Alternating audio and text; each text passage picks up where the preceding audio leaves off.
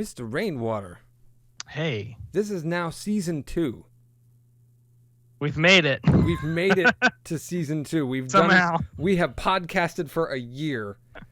This is crazy. And to celebrate, we're doing what all good artists do. We experiment with new things. And tonight, we are trying something different. Dare I say, kind of pretentious, maybe? Or artsy-fartsy, snobby-ish. But I don't care, because it's kind of fun to do. We have my wonderful friend, Kristen, from Twitter. And hi, Chris. She's got a graphic design background, and we met through the Mutant Fam Last Drive-In, Joe Bob tweeting and all that good stuff. Nice. Sadly, we're not talking about horror tonight, but we'll definitely probably have you back on when we talk about horror. Tonight, we're actually going to do what I like to call thematic intent. So for our listeners out there, I just want to brief you as to what we're actually doing. We've all watched the movie Inception by Christopher Nolan. I believe 2011, I think is the year it came out, in the past couple of days. And what I charged everyone to do was to come up with what they interpreted the movie's theme was. And when I say theme, I don't mean dreams, like just a one-word answer, because that's kind of obvious. So what we're going to do is we're all going to state what we think the movie is actually about. And then we're going to take turns questioning each other as to why we think that. And we're going to try to arrive at one singular conclusion as to what the movie's about. So it's kind of, we're not debating whether or not the movie is good or bad, because there are tons of podcasts that have this kind of opinion, and obviously everything is so subjective about whether someone liked it or didn't like it, or what they thought, or you know what I mean? Like the internet is polluted with that kind of thing. So what I'm trying to do is trying to come up with a tangible discussion where no one's going to get easily offended or upset, and they don't feel like they have to bury themselves in their particular opinion. I'm coming into this with the mindset that I'm probably wrong, and someone here is going to convince me that they're right. And I'm totally fine with changing my perspective on what the movie's actually about, because then the next time I watch it, it'll be a different experience, which I think is kind of exciting. So that's kind of the game that we're playing tonight, and I'm calling this Thematic Intent. Thematic Intent. That's what I dubbed it. This is a grand experiment. It may go off the rails. It may just turn into people just talking about Inception and trying to figure shit out. But this movie is definitely one of the movies that's widely open to interpretation.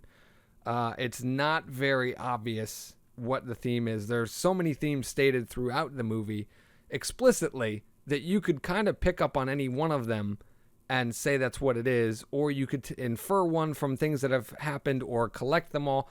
That's the whole idea. Anyway, it's one of my favorite movies from the last decade of filmmaking. So we're going to get into this. And so the first thing we're all going to do is, in one simple sentence, we're going to state what we believe the theme of Inception is.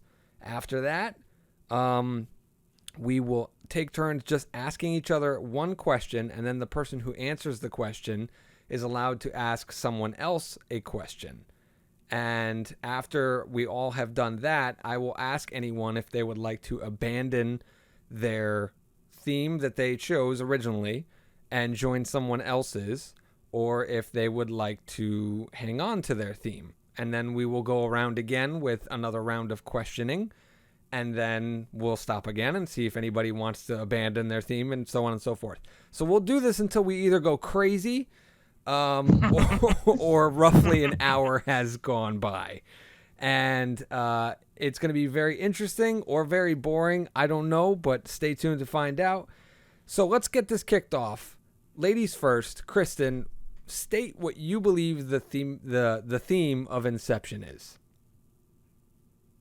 I will go with, because I've kind of like teetered, and I'm sorry that's more than one word or one sentence, a user's definition of reality. All right, Mr. Rainwater, what is your theme for Inception? I'm also like Kristen, where I had multiple choices to go with because of the kind of movie that it is. But what I'm ended up going with is art is a kind of theft. Interesting. My theme that I was able to pull from Inception was emotion dictates truth. And that's where I arrived. So, would anyone like to ask a question first, or should I just randomly pick on one of us? How about you randomly pick, Jow? Okay. Mr. Rainwater, recite yours one more time. I said, so the theme I decided was art is a kind of theft. Art is a kind of theft. What scene best illustrates that theme for you? So I'm basing this on the entire story. Okay. So if you take into account like what is actually happens over the events of the movie, they're basically trying to inspire Fisher to do something that's Saito wants him to do, right? Which is to break up his company. Right. In order to do that, they have to basically stage this elaborate. They basically film several movies, over the course of the movie. So like each movie is basically a maze, right? They're used as mazes to kind of keep Fisher at bay from figuring out like he's not in the real world. And so I look at this as like, okay, this is in a way Nolan's saying something about the nature of art and the nature of how movie and cinema kind of removes us from reality. And that could be, that doesn't have to be theft necessarily, but I'm looking at that within the context of this movie as like you're kind of being stolen of your thoughts in some way, and you're kind of being stolen of your free will, maybe to a certain extent. And we can get more into that as we go on, but that's like my general premise. All right, your turn to ask a question. My turn? Yeah. So you answered the question, so now you have to ask a question. So Kristen, right. Kristen, you were saying that reality is a user experience. So do you look at the events in Inception as like describing like a computer program? No, I'm looking at it where it's like it's how how the user is perceiving it and accepting it.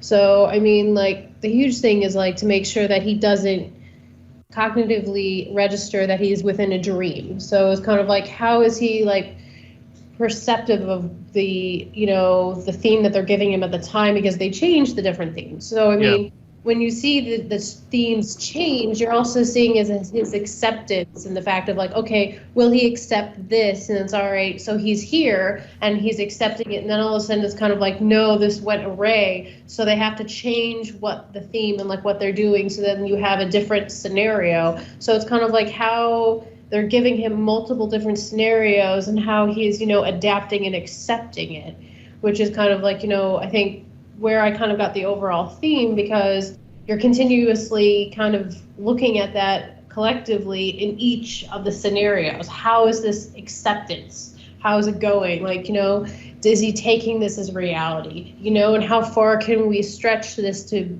be a believable scenario, versus just kind of like, this is complete madness, and you kind of like sit there and go, this absolutely has to be a dream, like that's kind of like where you're kind of like comprehending and like taking it all in and seeing it. Because like when you're dreaming, sometimes there's like a personal point of view. Like there's, sometimes where it can be very realistic, and then there's other times where you're kind of like, this has got to be complete. Obviously.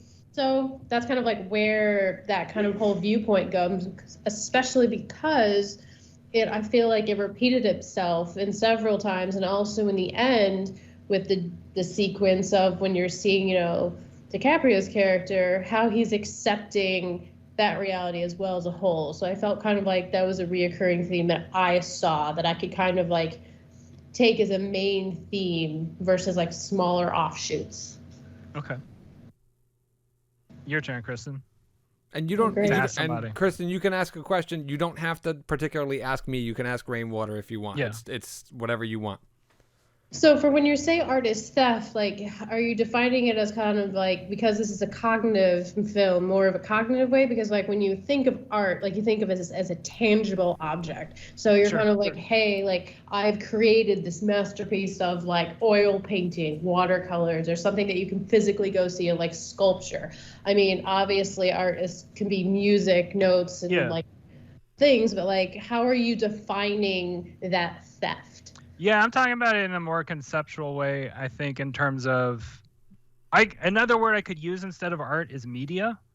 So like, in other words, because there's so much talked about in the movie in regards to, you know, the difference between waking life and dreaming life. And in a lot of ways, and I'm basing this a lot on thoughts that I've heard people talk about in regards to cinema. And so I'm using cinema as the main analogy because that's the one that's being, you know, that's the media that's being used for the story. Mm-hmm. And because Christopher Nolan's such a, you know, he's a huge cinema nerd. And so like, this isn't the only movie that I feel like he's made that's like been a cinema, like a very centric on talking about cinema. Like The Prestige is another one that you could easily find some tangent, or not tangents, but some connections, but that's a whole other movie. In regards to this movie, the reason I came up with the like theft or crime thing is because I'm connecting it with the whole like crime that they're committing of Inception, right? And the entire team that's assembled is basically a cinema team. Like, Cobb is the producer. Saito is executive producer. Yusuf is the like director of photography. So like his whole thing is about making sure that the entire experience is super immersive and real and it doesn't take you out. Eames, the forger, he's an actor. That's his whole thing, is he's like, he takes on the acting role in like the most ideal way of what an actor would be. And then Ariadne, the architect, is basically like the writer or the script writer. So like I couldn't figure out how to put Arthur in like my analogy. Like maybe I could kind of budget and say he's like the editor or something. Like, and I base that on like the scenes where he's like wrapping everybody together to make everything fit perfectly into, you know, making all the kicks line up. So like that's a little bit pushing it, but I feel like for everybody else, they really fit in some sense like a production staff. And so to me, I look at that and I go like, okay, this seems like a very like, not literal, but like a very like pictorial way of representing sort of how a production staff puts together a set of movies or a set of stories to force an idea into somebody's head. And so, you know, those stories could be like literally whatever. They could be television, they could be a book, they could be, you know, the story that takes place in the song, but it doesn't have to be a story either. It can be just, it could just be very abstractly like a song. But to keep it within the realm of what we're talking about here in terms of cinema, I do get I get the sense that like what's being talked about is how ideas can enter into a person's head and like and change the way that they think about reality. So like another example is the scene where like Cobb is talking about like what happened to his wife. Like, why did she die? And so we find out like he had put the idea in her head that like her reality might not be real. And so that's what caused her entire unraveling. And so like Cobb basically is sort of continually re-experiencing the negative consequences of this thing that started from the idea of putting an idea in somebody else's head. So that's where I'm getting that from. Okay. All right. All right. That concludes round 1 then. So I'm going to ask for us all to restate your theme once again, and then you can state whether or not you are going to hang on to it or abandon it. So Rainwater, restate your theme, hang on or abandon. Art is a kind of theft, and I'm going to hang on to it. All right. Kristen? I'm going to restate mine where it's how a user defines reality. I'm going to hang on to mine too. And mine was emotion dictates truth, and I'm holding on to mine because nobody bothered to ask me a question. Which is totally fine. No, you guys, because part of it could just be you're attacking one other person and taking them down one by one.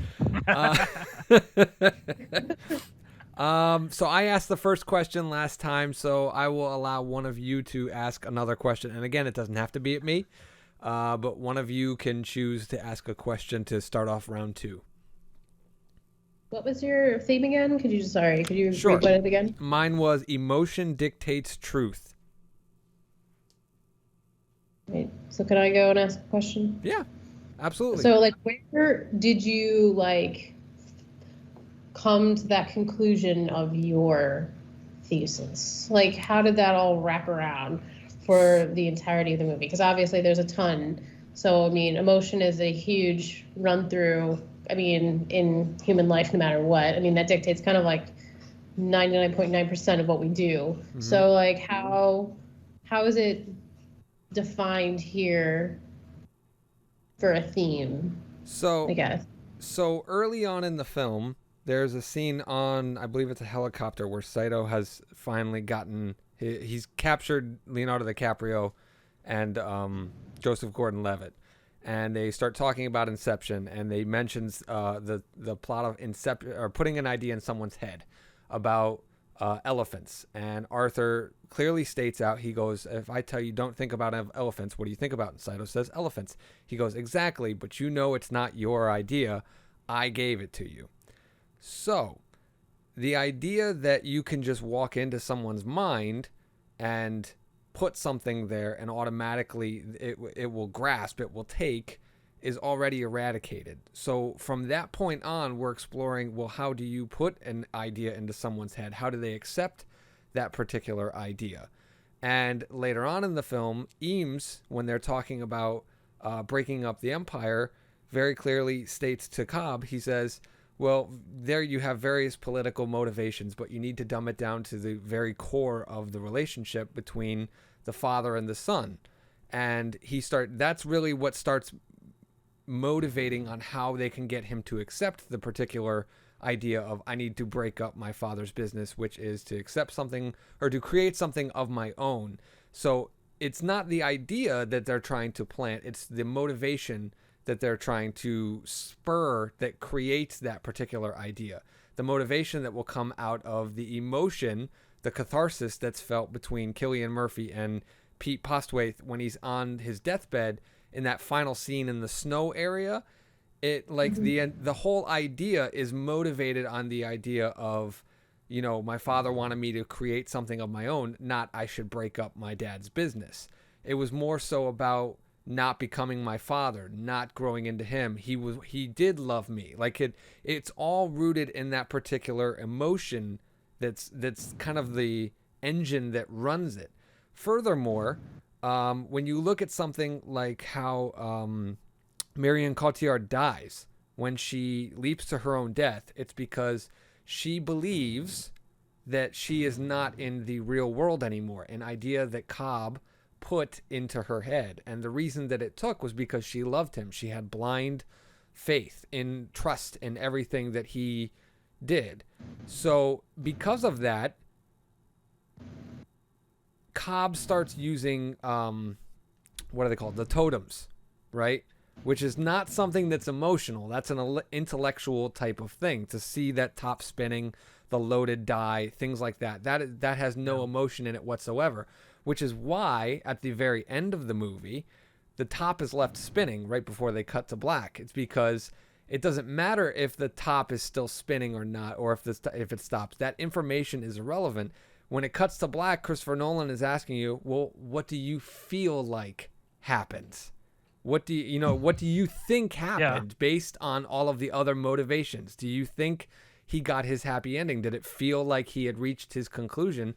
Or are you going to grip onto that knowledge and only hold on to knowledge and base all of your decisions on knowledge and not emotion?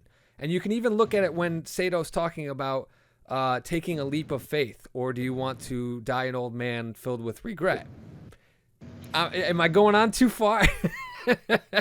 No, you're fine. You're fine. But no, that's kind of how I got there. Is just that, like, all of these ideas that are planted throughout the movie, all these various themes are just intellectual things based on factual information. The only ones that really stick with the characters are the ones that are engined, are motived by some kind of deep-seated emotion from that character or the experiences that happen. And that's how I arrived at that conclusion. Okay. I apologize. There might be puppy dreams in the back. It's totally fine. Echoing. I apologize. So, Rainwater, I'm going to ask you, art is theft. Did you get that because, or did you pull anything? So, like, we've been talking about the movie itself, but you are open to using cast interviews and publication or advertising and stuff like that to reinforce what you think your theme is. So I'm curious to know, did the tagline of the movie influence your theme at all? Because the tagline I don't remember what the tagline was. Your mind is the scene of the crime. Okay. No, that didn't have anything to do with that. I pulled it specifically just from the events that are happening in the movie. And I ended up saying is a kind of theft because I didn't know what else to say in terms of theft. Like I could say crime, but I don't think of it as crime. I'm trying to find a better way of defining it, which is like it's a kind of violation in a way. Corporate espionage. Like, and I'm not even saying it as like this is what I think personally, but what I think I'm getting from the movie. So if that makes sense, like what I feel like Nolan is attempting to say in some way. And like I said, like all I have really to go on with this theme necessarily is just the events that take place. And beyond that, it's sort of like, I think there's more in the movie in terms of dialogue to back up your theme, Jow. Which is very, which is difficult for me because like Inception is such a multi-layered, multi-tiered story. Like you can get so many different ideas from the story, which is part of the reason why I like it so much. Because I could watch it and I could like when I was watching it the other night, I was like starting to try and like piece together like how each character might align with like a different branch of the tree of Sephiroth in Kabbalah. Like it's all, it's like rabbit, it's turtles all the way down if you watch this movie enough times. So anyway, I have to admit, like right now, like I feel like I don't have a whole lot to say I don't have too much else to add in terms of like evidence. My That's fine. You can. Well, you're up anyway to ask a question. Yeah. So, yeah, I'm gonna ask you a question this time, Jow. So, I guess my question is, emotion as truth, right? Or emotion, emotion makes truth. Dictates truth. Yeah. Dictates truth. I'm trying to figure out a question to ask because I already kind of your theme was my other theme. So I'm like so I'm glad I picked the one that I picked, but like I had a backup too, just in case somebody was close to it. I was just to have something so that we could debate. So I guess I'm kind of interested in your question or what you were talking about in regards to the totem, because something for me that really tripped me up in the story was the fact that the totem, like Cobb's totem, wasn't even his totem. It was Mal's totem. And he adopted it. So it's almost like he took on like her link to reality, which to me is like, I guess in some ways might support your theme, because it's almost like he's not really relying on a real world object. He's relying on an emotional attachment still. Like, like Mal was his emotional signal that he wasn't in the real world anymore.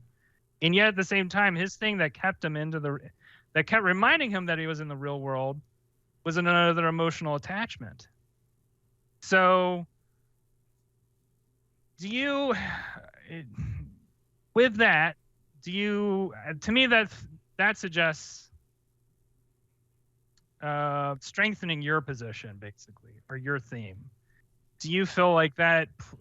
What do you think in terms of that? In terms of the inclusion of his wife, right? That basically is the climax of the movie. Is when he's, who is he holding in his arms? Is he holding Saito? No, it's not holding Saito. It's him, Ariadne, and Mal in that apartment, right? And then right. Who else is in there with them? Is someone? It's just those three. It's just the three of them. But he's like holding hands with Mal, and he's talking about how he can't imagine her perfections, her imperfections, and like she's just like a faint shadow of the woman that he loved. Yeah. That's him abandoning his attachment to her memory. You know what I mean? Like, so the entire movie, the emotion that's dictating his truth is that he hasn't really grieved her. He hasn't let her go. And in that moment, he finally gets over the fact that the guilt, I guess you could say, that's the emotion that he's feeling, is the guilt. He gets over that guilt. And that's when he begins to thrive. It's like that's when he's able to go forward and go get Saito and come back and be rewarded. That the rest of the movie, if you watch, like, it's one of those little fun little Easter egg things. Whenever he's dreaming, he's wearing his wedding band, and when he's not dreaming, he's not wearing the wedding band. So it's kind of like in his subconscious, in his mind, he's still married. He's still, he's still with her. She's still with him. But in that moment, he's finally freed from her. And now I'm trying to think of whether or not he's still wearing the ring when he goes to see Saito at the end. Does anybody know if he's still wearing the ring when Saito's an old man? I didn't notice. I didn't notice. Now I want to go back and look, because I'm wondering if maybe the ring is off. Because if the ring is off, I feel like I would have won the entire argument right there. Because, you know what I mean? Like, because that to me is really what the emotion that's dictating his truth the whole time, is that he can't go home and go see his family. Like, yeah, there's the whole legal repercussion thing. The law's coming down on him the second he sets down foot on United States land. But in a more character-driven thing, he won't let himself even try to do that, to go see his kids. Like, you know what I mean? Like, because he hasn't let her go. So the moment that he finally lets her go and he's in that apartment, I think, does he shoot her? What happened? No, he just jumps out the window, right? Oh, are you talking about before Ariadne jumps? Right, Ariadne jumps after... She shoots Mal. She shoots Mal. Yeah. Okay. I just watched it yesterday. You would think I would remember this, but but now I'm very curious because to me that does reinforce the idea that emotion dictates truth. And that's what I'm gleaming from the film is the fact that his guilt is what's holding him from seeing his kids again. Same reason why he won't look them in the face, even in the dreams. Like he can't, you know what I mean? Like he's not trying to replace them in his dreams because that's what he's already done with Mal. So like he's stopping himself from doing that. Does that make sense? Couldn't you also like take it where, I mean, that's kind of like where his acceptance of like the reality is, and like he can, I mean, it's emotion, but there's also like that whole cognitive part that like separating emotion from it. And I mean, because this was technically his job as well. I mean, there's like two forks where it's kind of like, you know, when you separate work versus personal, that's kind of like seeing that he doesn't want his personal life. So you can kind of also, so maybe he like set up the boundaries to see, you know, I'm not sure if that makes complete utter sense. I think so. I think I get what you're trying to say. Okay, so that's the end of this round. Oh, Kristen brings up a really good point I didn't even think about, which is the fact that he's doing this, like this is his job, basically, you know, and that does really make an important distinction in how, like, I guess he views himself. Like that's something else in the movie I didn't really think about until recently, was like how people perceive themselves in the dream too, right? And you had brought up in regards to the ring, right? Anyway, no, you can finish your thought because I was wrapping up the round. Yeah, I mean that's all I had to say. Okay. Let's move on. All right, so all right, so we're gonna go around again. Everybody's gonna restate their theme again, and you're either going to hang on to your theme or abandon it for someone else's. My theme was emotion dictates truth, and I'm going to hang on to mine. Kristen? See, I'm torn because I want to go toward the emotional route, but I'm also kind of like, I'm going to keep mine for right now. Okay. Because I don't think I'm like swayed enough into the emotional points. Fair enough. I still, there's walls, so I'm going to keep my the user defines reality. And Rainwater. I'm abandoning mine, but I haven't picked one yet. Oh, he's a free agent. Yeah. You need to be persuaded. We have to pay you under the table. Well, so Kristen asked the first question last round, correct? She asked me a question. Yeah. So Rainwater, since you're the free agent, I'm going to let you ask a question to either me or Kristen. All right. So Kristen, what are your thoughts in regards? Because like I don't know. For me, a scene that comes off very strong in regards to your theme is the scene where they go into, I guess it's like the basement where Yusuf is working or whatever. And like you see all these people like basically sleeping, and it's almost like an opium den kind of a situation. And he has that Cobb, I think, has that conversation with I guess the guy who's sort of like running it or whatever. Yeah, the old manager guy. Yeah. And like and they have that conversation where they're just like talking about like, you know, how they're all hooked up, and that's pretty much like their life at that point. And he says something to the extent of like, you know, is that their real life? Something like they come here to wake up. And, yes, and it's very Matrixy. Yeah. Is that? Go ahead. Yeah, I mean, like that was a kind of a moment where it's like, what are you acceptance of? Like, what do you want that to be? Like, I mean, it's kind of even like people who are in a depressive state, like they prefer to sleep rather than actually be in reality because their, you know, dream state is more preferred. So I think that's also kind of like where it rolls into like a huge play of it all, because it's kind of like, you know, how are you accepting things? And then it's also kind of like, you know, formation of everything to be giving someone an idea. Like, how are you accepting the, you know, the different type of, just things that happen and go along to coax you into it, to make you believe how it is. And there's emotions, but then the problem with my acceptance of the emotion thing is that when it comes to the business side, and you have to differentiate between the emotional part and the business part, you have to think it in an unemotional way.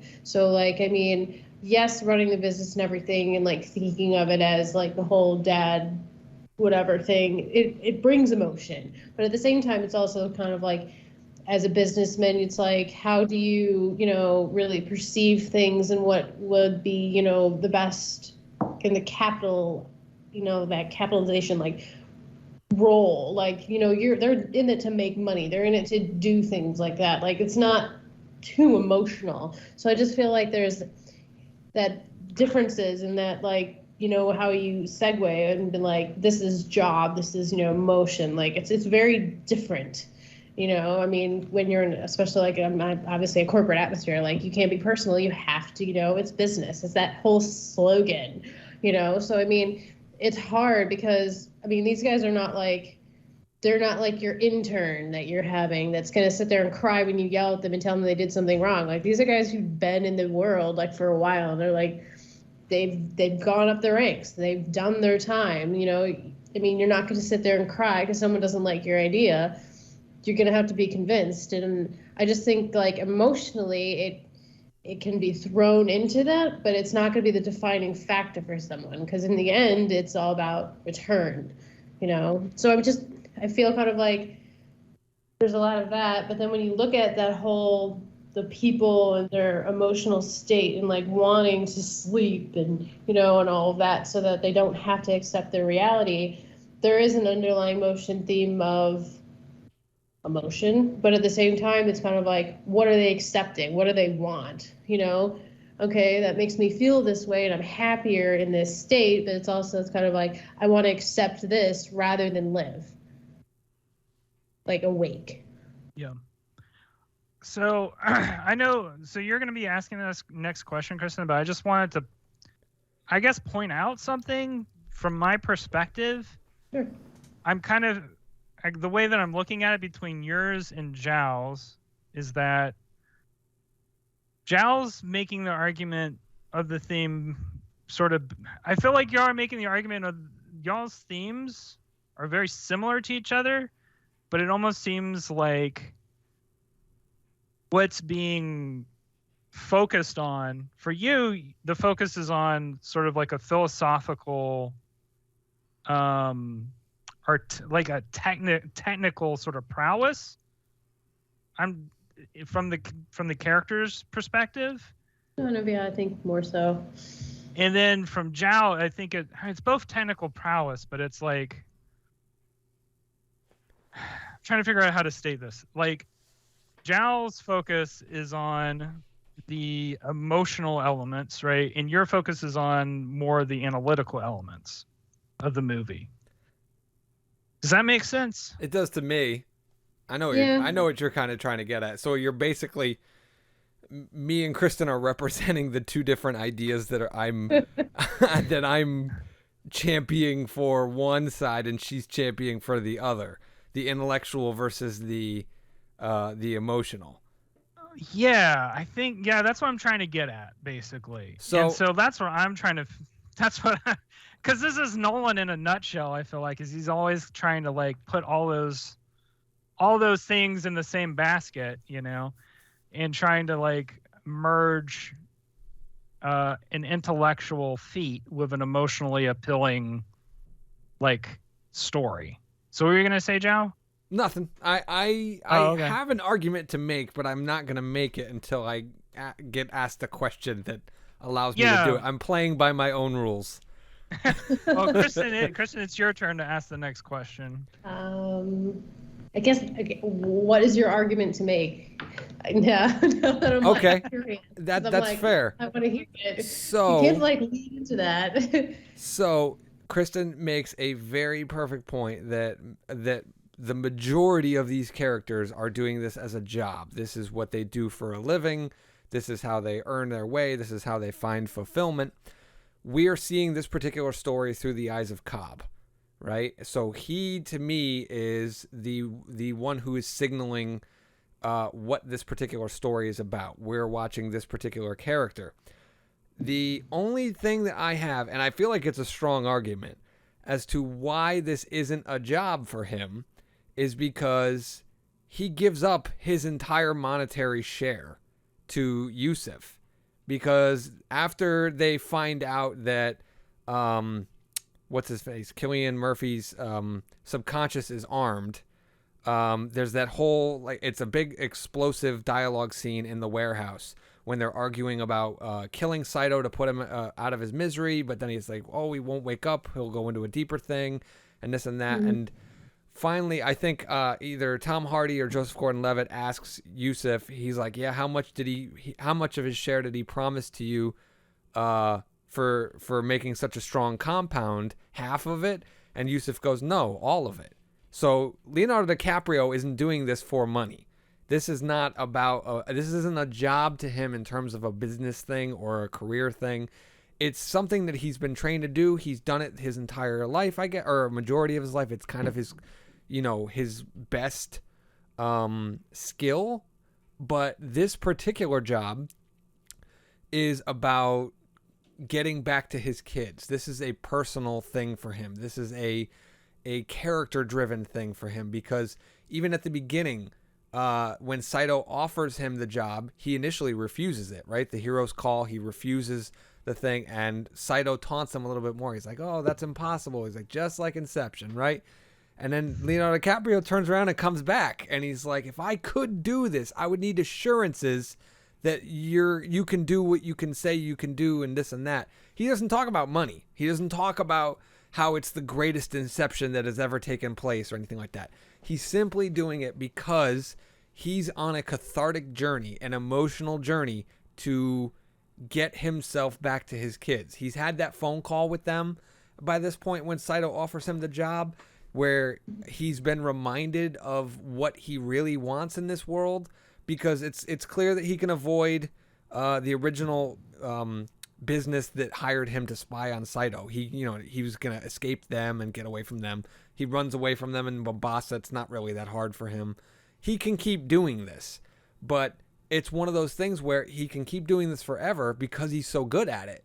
But if he really wants to be happy, he's got to go home. He's got to fix his life and get back to his kids. And so for me, the emotion is what's driving him. It's the emotion that he has to face as a character by the time the movie is over. And that emotion is accepting that Mal is not here anymore, accepting that Mal killed herself, and forgiving himself for implanting that idea in her head. And he kind of rights that wrong, because he talks to, when they're coming up with the idea to put into Cillian Murphy's head, he explicitly states positive thoughts are more cathartic than negative ones, right? Because he doesn't want Cillian Murphy to be like, fuck you to Pete Postwith. He doesn't want him to be spiteful towards his father. He wants to have some kind of reconciliation with him. So in a way, he's designed a way to forgive himself. If he can solve that relationship between Cillian Murphy and Pete Postwith, he can kind of forgive himself for what he did to Mal. Does that make sense? It does. I'm teetering also, because it's like, for that, then it's like, why now? Because he's obviously had this going, and he's had these problems. Why now? Like, he was obviously okay with continuing and like going on with his life, and still having these problems that are reoccurring, and he never thought to like possibly resolve them sooner. So like, what? Then there's also that key of like, what sets that off? It would be Saito's offer, because no one can really, you know what I mean? Mal states that she had like 3 different psychologists clear her of being crazy. And, like she filed like a legal thing with their lawyer that he was going to kill her and this and that. Like, she had set up a master plan for him to not be able to finagle himself out of this. And when Leonardo DiCaprio takes that offer, he's like, well, it's impossible. But then also right before they get on the plane, before they pull the last job, he says to him, if I pull this off and you don't honor your thing, the second that plane hits the ground, I go to jail for the rest of my life. Like, so there was no other opportunity for him to fix this other than Saito's magic businessman juju that he could magically do because he's so rich and stuff. Like buy an airline. The opportunity for him to fix this, like from a plot standpoint, has never really presented itself to him, and that's why he takes it now. Does that make sense? Am I just talking out loud? It makes sense. I think it does. I'm apprehensive. Okay. Well, I think that we've all gone through the round, right? Or do I have to ask a question? I think you wait. Yeah, Rainwater, you started it because you're the man in the middle, and then Kristen followed up. So now I will ask a question, and that will end the round. Yeah. Sounds so, good. Rainwater. Yeah. If the scene were removed where they are in the sleeping dungeon and they have that whole Matrix-y conversation. Yeah. Are there any other scenes that you can think of that would support Kristen's theme? Once again, it's another thing where I feel like the whole movie can correspond with it. I felt like that was a strong scene in regards to that. I would agree. I would definitely agree. I'm just trying to see if there's any repetition throughout the film to reaffirm that. Well, the scene that actually supports both of y'all is the fucking top scene. Which one? Wait. Which the last scene? The final scene with the top, right? That's true. That's a very good point, actually. You actually just smacked me across the face because that does back up Kristen's theme very well right there. That's a good point. Next round, basically, I want to ask both of y'all because I feel like my feeling about your theme depends on how you answer the question of if Nolan had continued that scene, would the top have fallen over? You're asking me or you're asking Kristen? Well, this is both of y'all. So this is I'm projecting. All right. I'm projecting so let's wrap up this round really quick. I know it's all going to go the same way, but it's very simple. My theme is emotion dictates truth, and I'm going to hold on to mine. Kristen, restate yours, and are you holding or abandoning? I'm holding, and I'm going with these are acceptance of reality. And Rainwater, are you swaying either way, or? No, like I said, my decision's gonna be based on how y'all respond to this question that I have. All right. Well, I will. I've just got done doing a rant, so I will let Kristen answer first. Yeah. I'm gonna go with I think that entire scene kind of like the cliffhanger really defines how you see the movie. And I mean, if he were to continue it, and whether it falls or it continues, it really would have like solidified with the viewer on, that entire thing. Because I mean, it's such an open to perception. And that's kind of like, does he accept that this might be, reality, or it's not? This is what he wants, which is also flowing into the emotion. But at the same time, it's kind of like, if I accept this, then I can sink into my emotion, which is kind of like where I kind of like have that feeling of confliction with it all, because it's kind of like him accepting whether it falls or not, in which he chooses to not care, is that acceptance of the reality of how he wants it to be, and then he can sink into his emotion and feel how he wants to feel. Like, he can accept that, and then it's kind of like, all right, so it's kind of like saying, I accept this is where I'm at, and then you can flow and be like, how do I feel? Because I feel like without that acceptance, you can't fully branch into an emotion, because you're always going to be fighting with the acceptance. Does that make sense? Yeah, so I guess I have a follow-up question, Kristen, which is, so you're defining acceptance in a way that's distinct from emotional reality, I think? Yeah, I think that, because you have to, like, I mean, they can be kind of tied. It depends on like how you.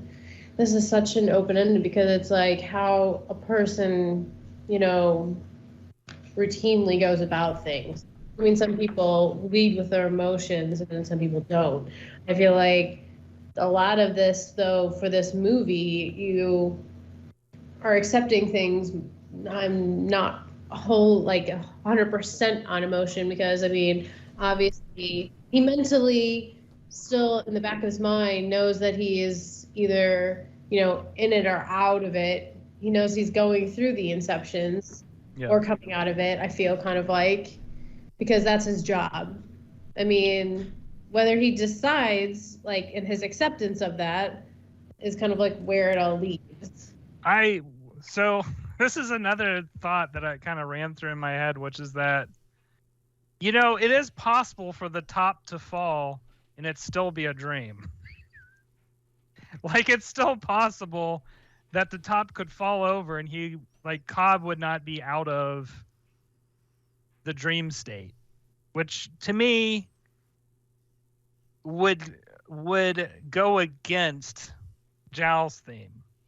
Because for you, your theme relies very heavily on the idea that the top is real. That it is like the thing that hinges between Cobb being in the waking life or the dreaming life. And I think that for me, it seems like there's very little distinction really given at the end of the day, since you're never like what you're saying, Jow, is that basically like emotion dictates truth, right? Mm-hmm. So Cobb's sense of acceptance of his reality is emotionally is first of all emotionally established. So if he wasn't feeling like that lack of guilt, mm-hmm. he wouldn't have these issues when going into the dreaming world. Right. He wouldn't. If he didn't feel guilty about his wife, if he didn't feel guilty about what had happened, he would never have any question as to whether or not he's dreaming. Yeah. So he wouldn't have any need for the totem, is what you're saying? He wouldn't have any need for the totem. Because it seems like he struggles with the dreaming life, even with Mal being there. Well, I want to point out, Cobb is the only character we ever witness use their totem to reestablish that they are outside of a dream. We know that Arthur has one, but we never see him roll it. Right. Do you know what I mean? I think Ariadne gets one too, right? I forget what it is, but we never see her use it. So to answer the question, which you had asked to her, but you were going to ask for both of us.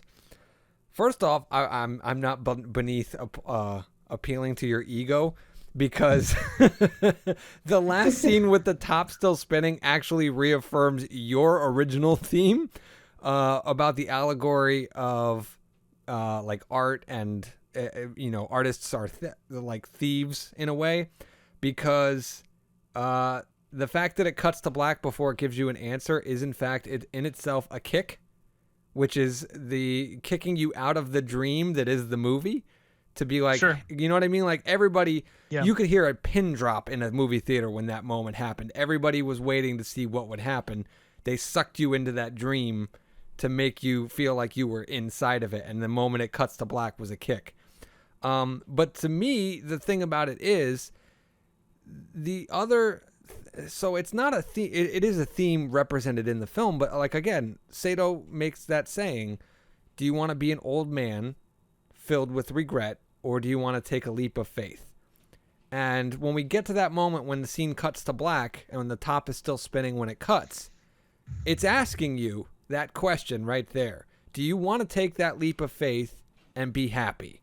Do you know what I mean? It's asking you to make an emotional decision as to whether or not that top stops spinning, or whether or not it keeps going. Because you can analyze the movie to death for clues about whether or not he's still you know what I mean? You can look for the wedding ring on his hand in that last scene, and you can, look and see all these little Easter eggs, and I'm sure there's tons of memes and dioramas and all kinds of crazy shit where people have like Easter egged the nonsense out of this movie to look for a cold, hard fact to reaffirm, right, whether or not it stopped spinning.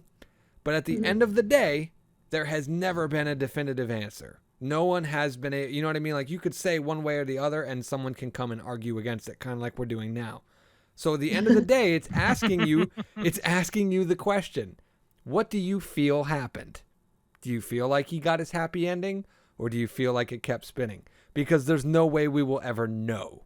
It is not, there is no analytical, there's no evidence, there's no nothing that will support it one way or the other that is finite. You are asked to make an emotional decision, which, after all of the intellectual things about how it works, what to do, how to make this happen, how to do that, it all boils back down to how you feel. And once you decide how you feel, if you're a cynical person, you'll probably think, no, he's stuck in the dream world. And that is the truth that your emotion has dictated.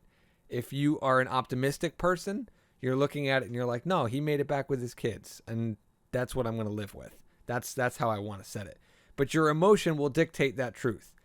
Either way, people will decide the ending of the movie based on that top, based on how they feel, not about the evidence that's presented to them, because there's so much going in both directions. It will end up being just about what you feel. And that's how I arrived at emotion dictates your truth. Do I drop a microphone? Undecided. You're still undecided. I'm still undecided because they're both pretty compelling to me, because, like, in some way, like, I think I've already said this, but I feel like in some ways y'all are kind of stating the same thing, but it's like two sides of the same coin kind of a thing. Okay.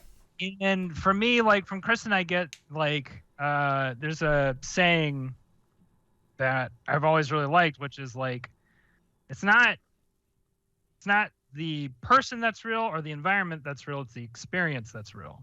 And I feel like that's what Kristen's saying. And for you, I like, in terms of, like, what is literally there in the script, I think that there's a very strong case for that theme, in the sense of, and ultimately I feel like that probably puts you as the winner from my perspective, which is because it's hard to argue outside of what is really literally there in the dialogue. You know what I mean? Like, for me, like, I think here's the other thing is, like, when I was first coming up with my theme, I really wasn't paying that much attention to Cobb as a character.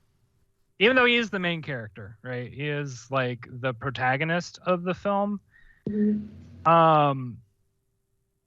I was paying a lot more attention to all of the outside stuff that was happening in the film, because I felt like they all pointed to other things sort of outside of Cobb's particular character arc.